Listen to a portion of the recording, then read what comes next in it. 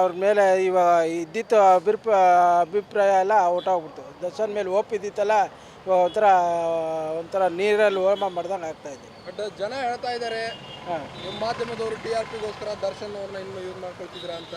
ಇಲ್ಲ ಇಲ್ಲ, ಅದ್ರ ಬಗ್ಗೆ ನಾವು ಏನು ಹೇಳೋಕ್ಕಾಗೋದಿಲ್ಲ ಸರ್. ನಿಮ್ಮ ಅಭಿಪ್ರಾಯ ಏನು ಹೇಳಿ?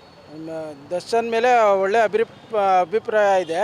ಆದರೆ ಇದು ಅವ್ರು ಹೇಳ್ತಾ ಇರೋದು ಇದು ಸುಳ್ಳು ಅನಿಸಿಕೆ ಅಂತ ಇದೆ ಅಂತ ಅನ್ನಿಸ್ತಾ ಇದೆ. ಈಗ ಮೊನ್ನೆ ಫೋಟೋ ಲೀಕ್ ಆಯಿತು, 2 ರೇಣುಕಾಸ್ವಾಮಿ ಶಟಲ್ ಹೊಡೆದು. ಹಾಂ, ಅಷ್ಟೊಂದು ಕ್ರೌರ್ಯ ಮೆರೆಯೋದು ಬೇಕಾಗಿತ್ತ? ಆ ಒಂದು ಅವ್ರು ನೋಡಿದ್ರೆ ತಾನೇ ರೇಣುಕಾಸ್ವಾಮಿ ಹೇಗಿದ್ದಾರೆ ಅಂತ. ಹೌದು ಹೌದು, ದರ್ಶನ್ ಅವ್ರು ಒಂದು ಕೈ ಸಾಕು ಹೌದು. ಅಂತದ್ರಲ್ಲಿ 17 ಜನ ಬೇಕಾಗಿತ್ತ ಅವ್ನು ಕೊಲೆ ಮಾಡಿ? ಇಲ್ಲ ಇಲ್ಲ, 17 ಜನ ಬೇಕಾಗಿರಲಿಲ್ಲ ಕೊಲೆ ಮಾಡೋದಕ್ಕೆ. ಸುಮ್ಮನೆ ಅವರು ಒಂದು ಕೈಯಲ್ಲಿ ಹಿಂಗೆ ಪುಷ್ ಮಾಡಿದ್ರೆ ಬಿದ್ದೋಗೋ ಥರ ಇದ್ದಾರೆ. 17 ಜನ ಏನು ಪ್ರಯೋಜನ ಅವ್ರು ಕೊಲೆ ಮಾಡಿದ್ರು? ರೇಣುಕಾಸ್ವಾಮಿ ಅವ್ರು ಮಾಡಿರೋ ತಪ್ಪಿನ ಬಗ್ಗೆ ಹೇಳಿದ್ರೆ ಏನು ಹೇಳಕ್ಕೆ ಇಷ್ಟಪಡ್ತೀರಾ? ಅವರು ಕೆಲವೊಂದಿಷ್ಟು ಅವರು ಅದು ಮೆಸೇಜ್ ಎಲ್ಲ ಮಾಡಿರೋದು ಅದು ತಪ್ಪು. ಆಮೇಲೆ ಇನ್ನೊಂದು ಅವರು ಕೆಟ್ಟ ವರ್ತನೆಗಳಲ್ಲಿ ಇದು ಮಾಡಿದ್ದು ಅದು ತಪ್ಪು. ಅದು ಬಿಟ್ಟರೆ ಬೇರೆ ಏನೂ ಇಲ್ಲ. ಗ್ಯಾರಂಟಿ ನ್ಯೂಸ್, ಸುದ್ದಿ ಖಚಿತ, ನ್ಯಾಯ ನಿಶ್ಚಿತ.